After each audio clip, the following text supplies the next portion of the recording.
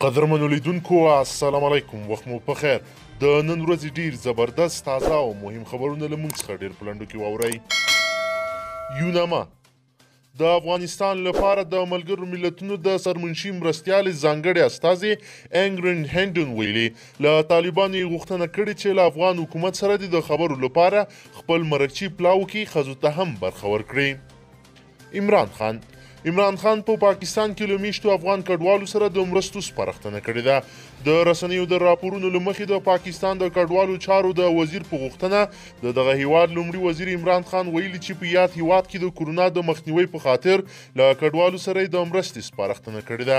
ویل کېږي چې په دې کې د پاکستان کورنۍ بې ځایه شوي هم شامل دي. پاکستاني حکومت له دغه کسانو سره د مرستې لپاره د میلیونونو کلدارو د ځانګړي کولو سپارښتنه کړې ده او په خبره یې په دې سره هڅه کوي چې په دغه هیواد کې د کورونا د پراختیا مخنیوی وکړي او ترڅنګ یې د اړو کسانو لاسنیوی هم وکړي. ننګرهار نن پنجشنبه د اپریل میاشتې په 2مه نیټه د ننګرهار والي په تورخم ښارګوټي کې له پاکستانه د راستنیدونکو کډوالو لپاره جوړه شوی کمپ ته مرستې راټولې کړې دي. د ننګرهار والي په تورخم کې د راستنیدونکو کډوالو لپاره جوړه شوی کمپ ته د کمپلو، توشک او بالښتونو په راټولولو سره له خپل ځانه دغه کمپاین پیل کړ ترڅو نور کسان هم واڅول شي په دغه ولایت کې له جوړ شوي کمپ سره د اړمنو لاسنیوي ته راودانګي. جوزجان د افغانستان د کانونو او پټرولیم وزارت وایي چې په جوزجان کې د غازو استخراج یا ایستلو بهیر بریالی شوی او اوس یې له یو څاه د طبیعي غاز ایستل پیل کړي دي. د دې وزارت چارواکي وایي افغان دولت هر کال له دې څاه 8.5 میلیونه ډالر ترلاسه کولی شي. غني حکومت په هغه ولایتونو کې چې د کورونا وایرس په خاطر کرنټین شوي دي له بېوزله او اړمنو کورنیو سره مرستې کوي. د معلوماتو تر مخه افغان حکومت د کورونا وایرس د خپرېدو مخنیوي په موخه په کرنټین شوي ولایتونو کې له خلکو سره د مرستې اعلان کړی دی.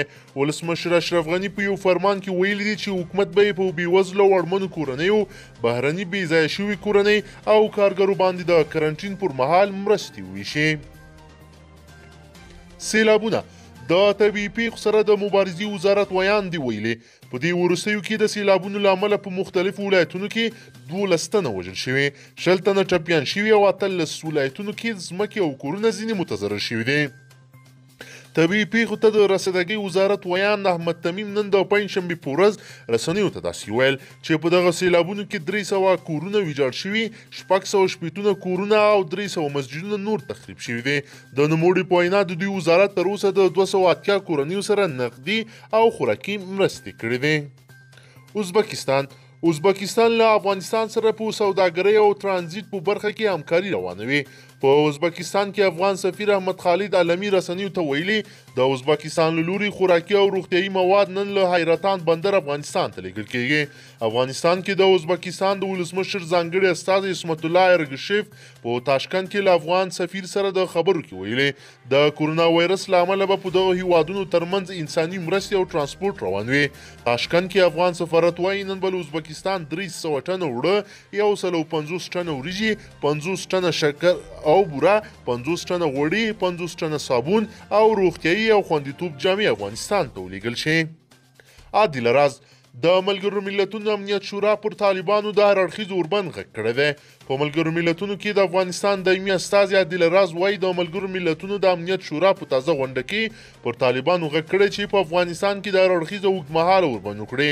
د نوموړي په خبره امنیت شورا همداراز د افغانستان د سولې له پروسې ملاتړ کړی او ټینګار کړی چې د سولې روانې هڅې باید په دغه هیواد کې جګړې ختمې کړي او د ثبات د راوستو سبب شي. عادل راز وایي چې د ملګرو ملتونو امنیت شورا همداراز په افغانستان کې د تیرو 19 کلونو لاسته راوړنو په ساتنه او لا پراختیا هم ټینګار کړی دی. طالبان اسوسییټډ پریس ته وسلوالو طالبان وایي دوی تیار دي چې تر خپل کنټرول لاندې سیمو کې د کورونا د پراختیا په صورت کې اوربند اعلان کړي. د وسلوالو طالبان ویاند ذبیح الله مجاهد له اسوسییټډ پریس سره په خبرو کې ویلي دم ګړی د دوی په ساحو کې د کورونا کومه مثبته پیښه نه ده لیدل شوې. د په خبره که د کورونا وایرس خطر د دوی تر نفوذ لاندې ساحو کې موجود وي نو دوی تیار دي چې په هغه سیمو کې اوربند اعلان کړي. نوموړي همدار راز ویلي چې د روغتیایي کارکوونکو او نورو مرستندویه موسسې امنیت او خوندیتوب او په دې پورې آرامتیا د بشري مرستو لپاره د طالبانو تر واک لاندې سیمو ته سفرونه کولی شي. ټرمپ ټرمپ دا ځل ایران ته سخت خبرداری ورکړی. د امریکا ولسمشر ډونالډ ټرمپ ویلي که دا ځل په عراق کې ایران ملاتړي ځواکونه پر امریکایي ځواکونو یا تاسیساتو کوم برید وکړي او ثابته شي چې د ایران پر لارښوونه یا ملاتړ یې ترسره کړې ده، نو ایران به ستره بیه پرې کړي.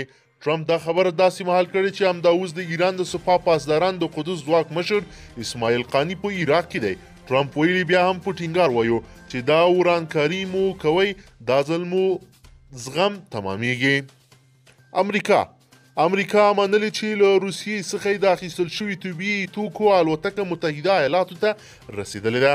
امریکایي چارواکي تېره اونۍ د ډونالډ ټرمپ او روسیې سیال ولادیمیر پوتین ترمنځ له ټلیفوني خبرو وروسته وویل چې له مسکو طبي تجهیزات اخلي.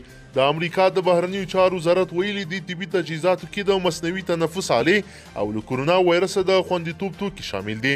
د دغه وزارت ویان مورګان اورتاګوس په یو خبرپاڼه کې ویلي امریکا او روسیې له دې وړاندې هم په کړکېچونو حالاتو کې یو له بل سره بشري مرستې کړې او راتلونکي کې هم داسې همکاري کوي. ولسي جرګې په خپله نننۍ غونډه کې په نورو ملي مسایلو ترڅنګ په هیواد کې د کورونا ناروغۍ پر پراخېدو هم خبرې کړې دي.